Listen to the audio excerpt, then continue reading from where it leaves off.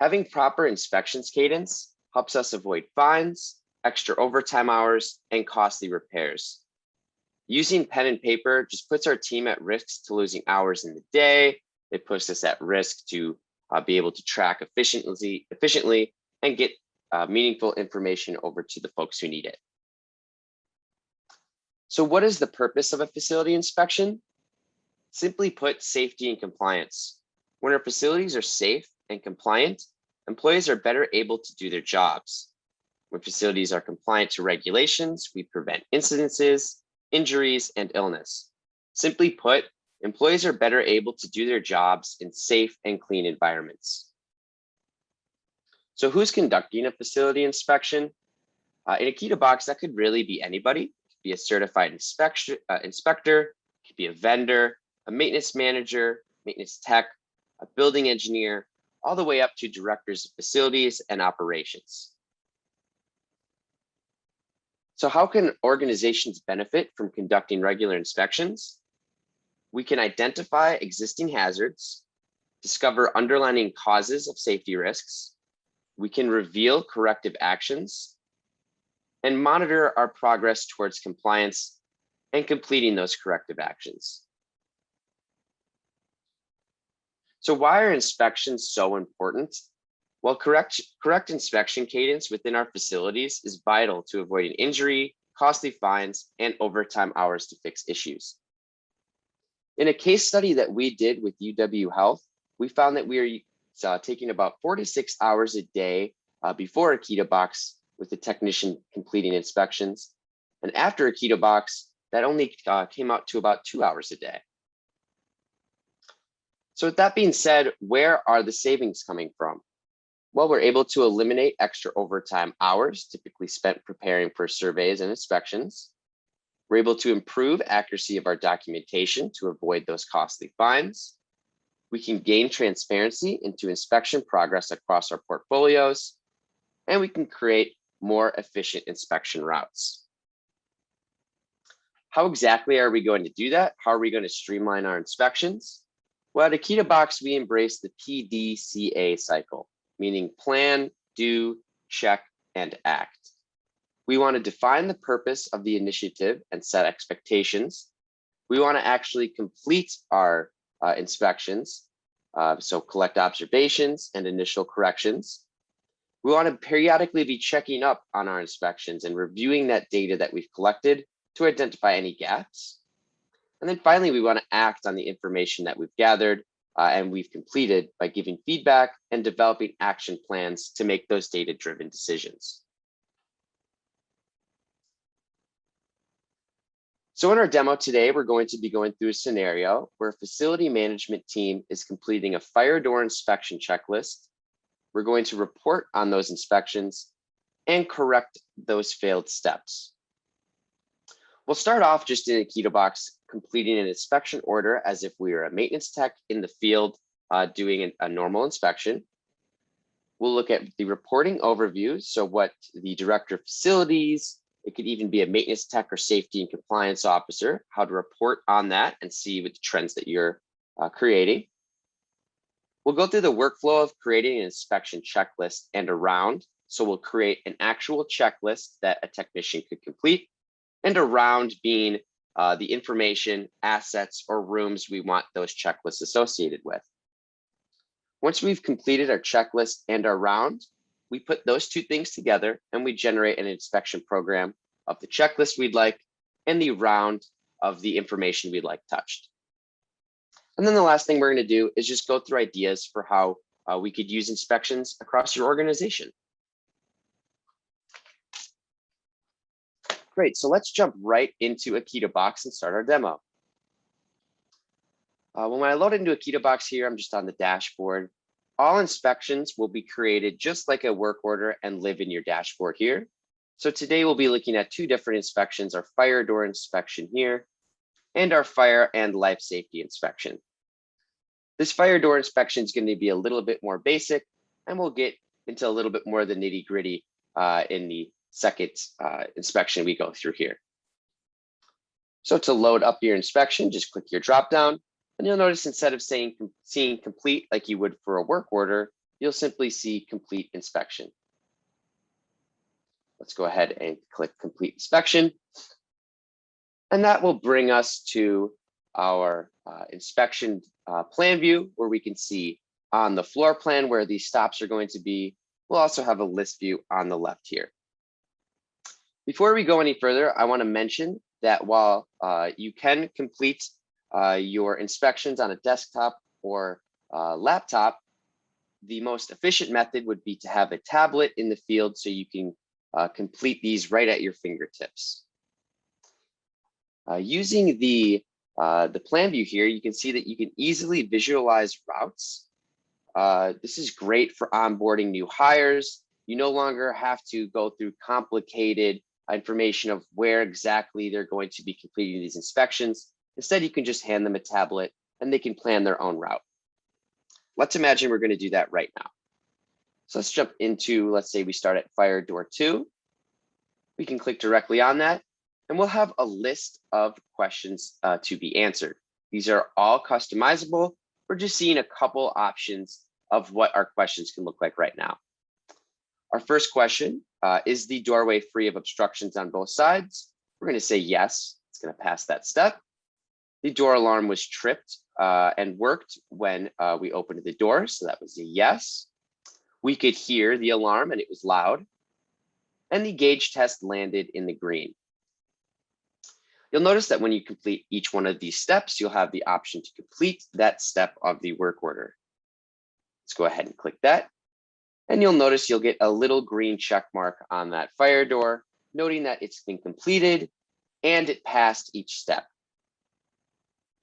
Envisioning ourselves as a maintenance tech, we might make our way down this hallway and up to fire door number 1.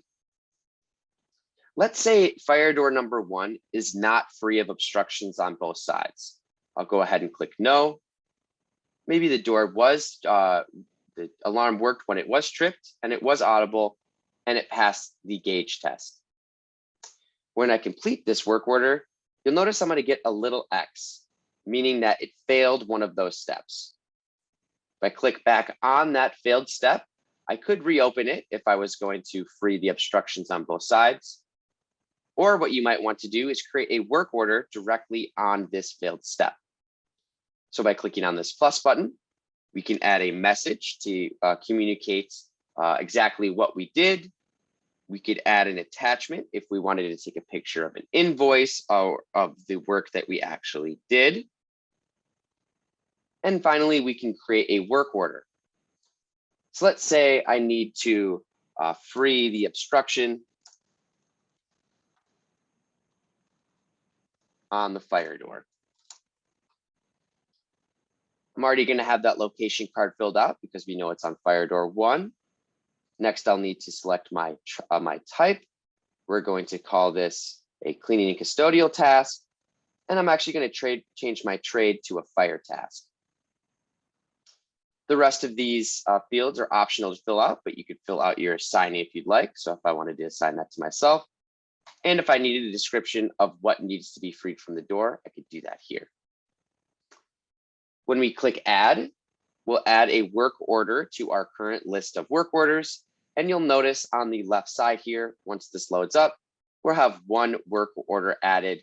Once I refresh this page, I would actually see the link for that work order as well.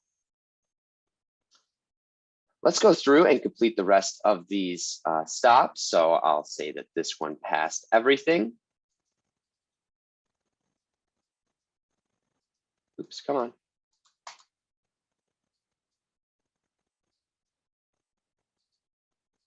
Having a little bit of an issue with this. There we go. Sorry, my mouse is not working great today. Click done, and we'll go to our last stop here, fire door 3, planning our efficient route, and we will say that we passed each one of these steps.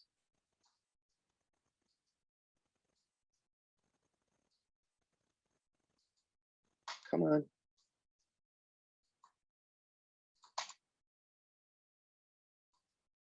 All right, and we'll complete this work order.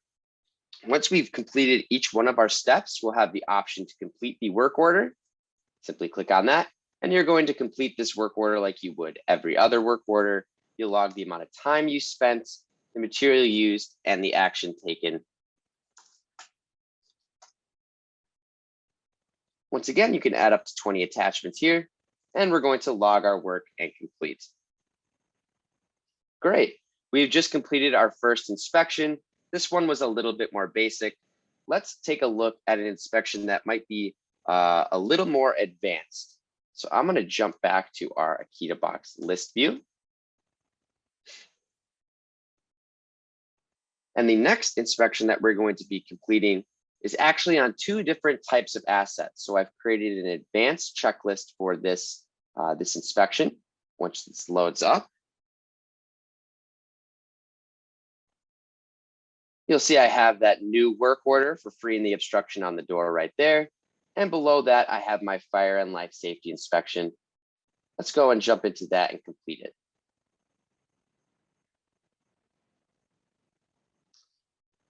So for this scenario, I want you to imagine that you have two different users actually completing the work order.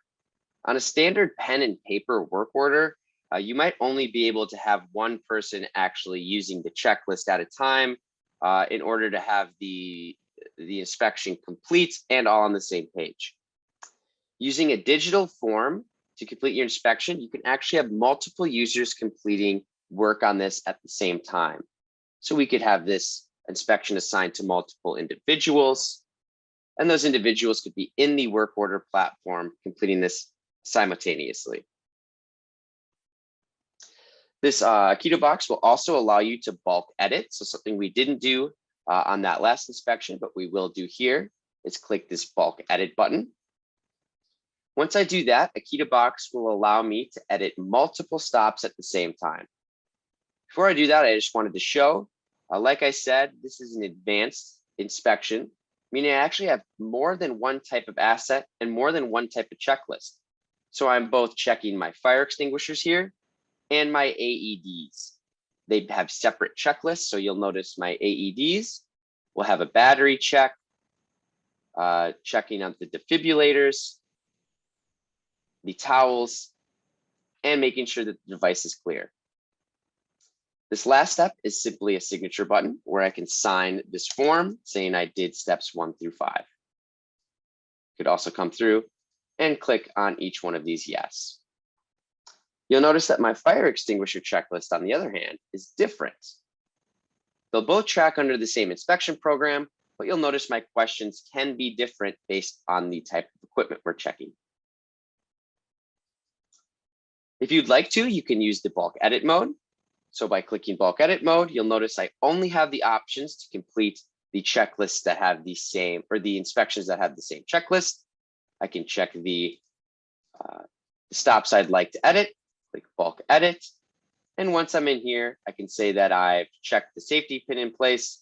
The extinguisher is visible, unobstructed, and in its designated location. I've examined it for physical damage. The gauge reading is in the red, meaning that it is charged. And I'm going to sign this confirming that I did steps 1 through 4. Sign that and click done. AkitaBox will take a little while to complete our request, but once we do, we'll see we have all 4 of those stops checked off. Great. 1, 2, 3, and 4. Let's do the same thing for our AEDs. Select the stops you wanted to bulk edit. And we're going to go through and select yes on these. Click done. And just like our last work order, we've passed all of these steps, and we'll just need to close that out. All right, complete that work order. Maybe I spent a half hour doing this. I spent 30 minutes. My action taken was inspected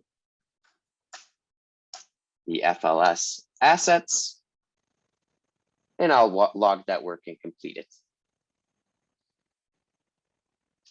All right, now that we've completed the inspection program, let's take a look at what we might want to do at the manager or administrator level and actually check and report on those inspection programs.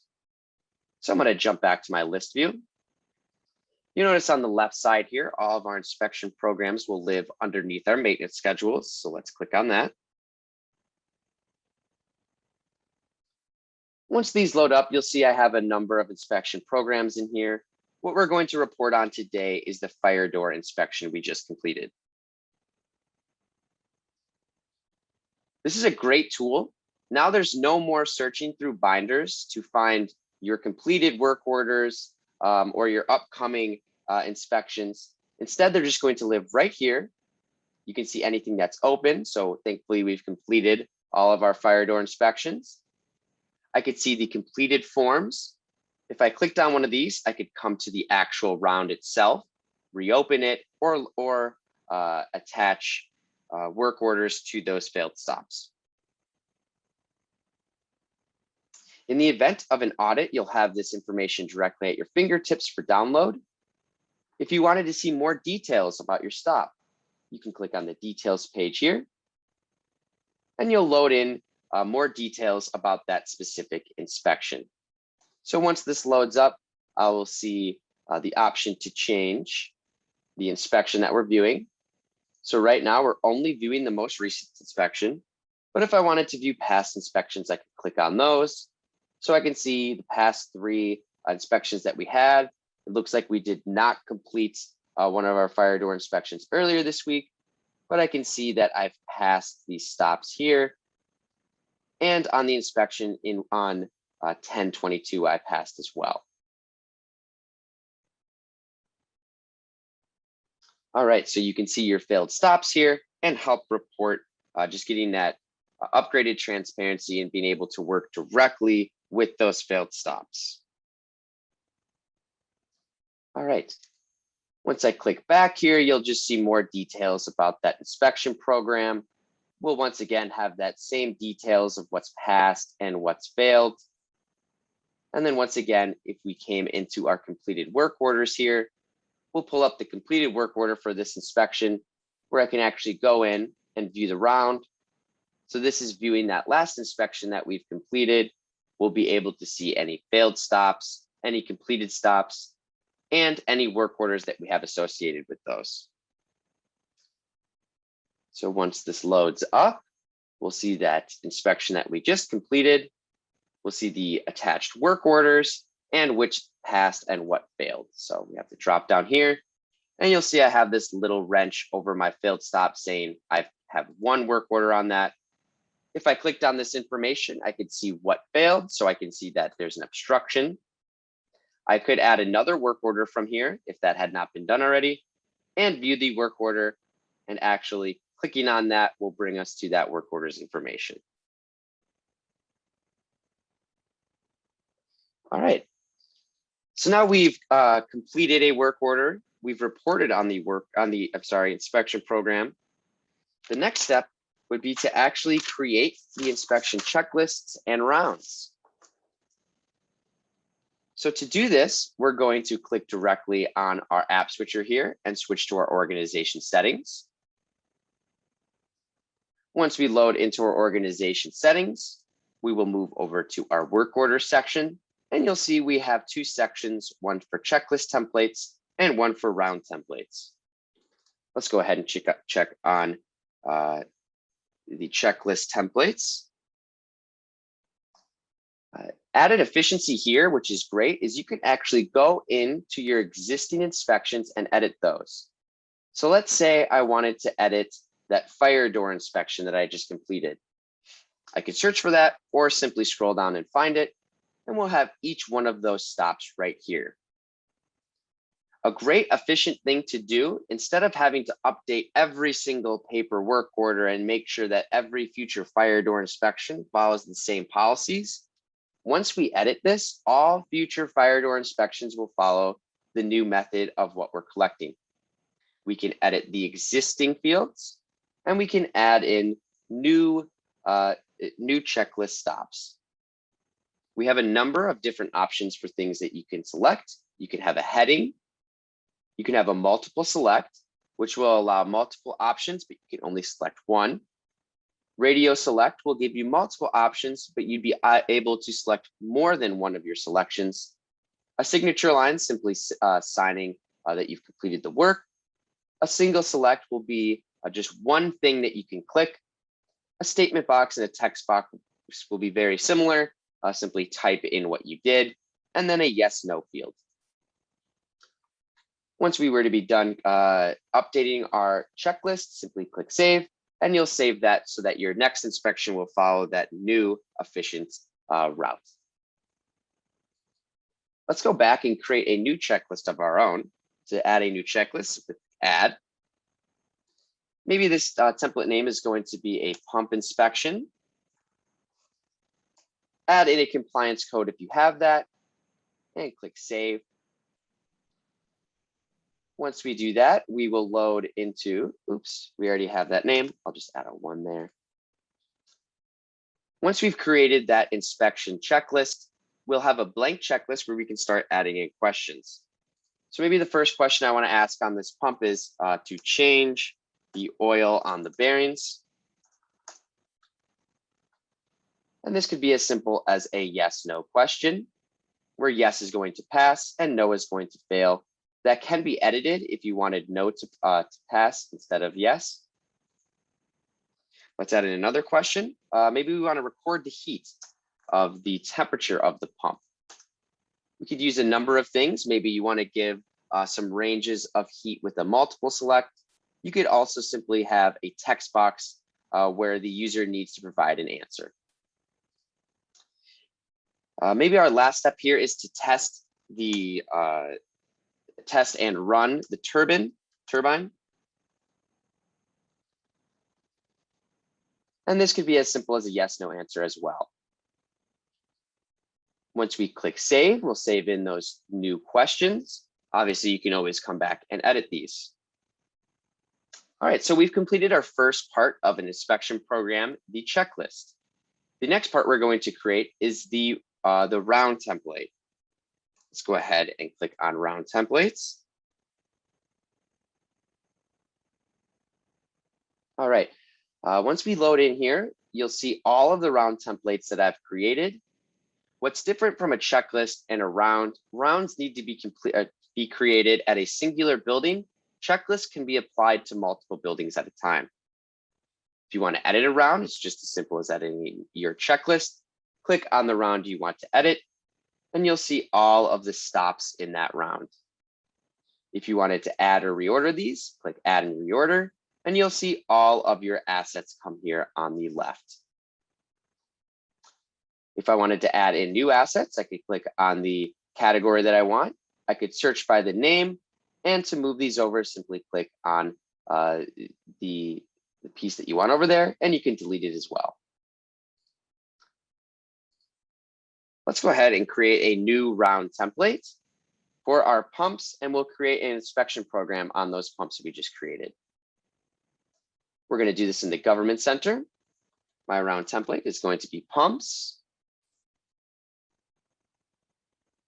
Once I've created my pumps round, I can come in and add the pumps that I want in there. So maybe they come from mechanical, and maybe I want everything that starts with a CP for circulating pump. And I'm going to add all those circulating pumps over here to the right to my round template. Click save. And now each one of these stops can be attributed to a round within an inspection program. Once again, I kind of wanted to go over the benefits of our checklists and round templates here. Using our checklists, there's no longer a need to update an entire process. So there's no risk of using an old outdated inspection. Instead, you can just update your current inspections. Let's go back to our building list and create an inspection program from AkitaBox. By clicking on this plus button, we'll come down and create an inspection program. Like I said, there's two pieces of information we need to create an inspection program, the checklist and the round. So maybe first we want to say this is a pump, and maybe this is an annual inspection. Next, we'll select our checklist. I want that inspection pump I just created. Click next, and we'll come to our round templates. I created a pump round in our government center. Find the round that you'd like. Add in the type of work this is. This is an inspection, and I want this as an HVAC inspection. Like I said, you can have multiple checklists applied to different buildings. So if I click add additional, you'll see I have the option to add a new building in here and new sets of rounds. So I could create a round template at each one of my buildings and then associate that into one inspection program across my entire organization. Click next, and your last step will look very similar to creating a preventative maintenance schedule. You're going to have the option of how often you want this to repeat, and you'll have days, weeks, months, and years. When using the weeks field, you'll be able to choose exactly what day of the week you want this to repeat. So if I wanted this to repeat every 2 months on the first Monday, I could do that. Click add, and you'll add in that inspection program. All right. So now we've completed an inspection program. We've done the reporting and figured out what has failed and addressed corrective measures on those things. We've created checklists and rounds of our own and our own inspection programs, which will live right here. These are just a number of ideas that we've had. You're not limited to any number of inspection programs, so you can fill out as many as you'd like, but just some ideas. We have the pump that we just created. Maybe you have a weekly deep cleaning task you want your team to do, or a boiler checklist. This is really as utilizable as you want it to be. Great, that's our demo for inspections. I just wanted to go over our intended outcomes of inspections before we go over to our QA/QC. So feel free to submit those questions in our question and answer, and we'll get to those in a second. So our first intended outcome is enhanced efficiency. Simply, you can hand an iPad to somebody on their first day and give them capability to be just as successful as anyone else. These new users will literally have a map that will guide them throughout their entire building during an inspection. They'll be able to complete an inspection tied to your organization, and your inspections will all live in the same area. Instead of having to search through maybe a binder on a dusty shelf, you can simply click right into AkitaBox, see which inspection you want to report on. You could export that report or simply start working that on your own. Our next intended outcome is having greater transparency. You'll be able to keep tabs on your failed steps and see in real time with your inspections digitized. You'll be able to manage your progress and track where your attention needs to be. And then finally, compliance confidence. You'll have accurate, efficient, and transparent processes that lead to more compliant sites and easier compliance reporting. The inspections are tailored to your needs and are centralized with discrete data giving you the who, what, where, and when, all easily at your fingertips.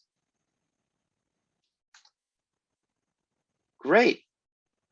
Well, that is our presentation today. I wanted to turn over to question and answer.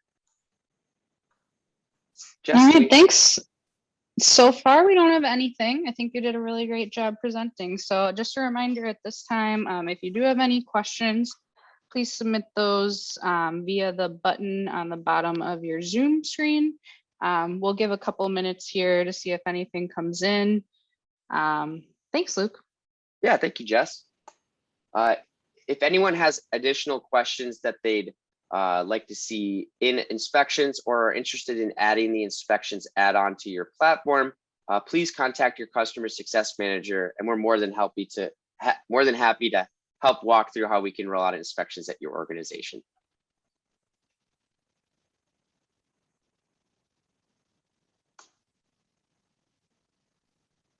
Well, it looks like we're not going to have any questions come in today. So if that's the case, we can end a little early today.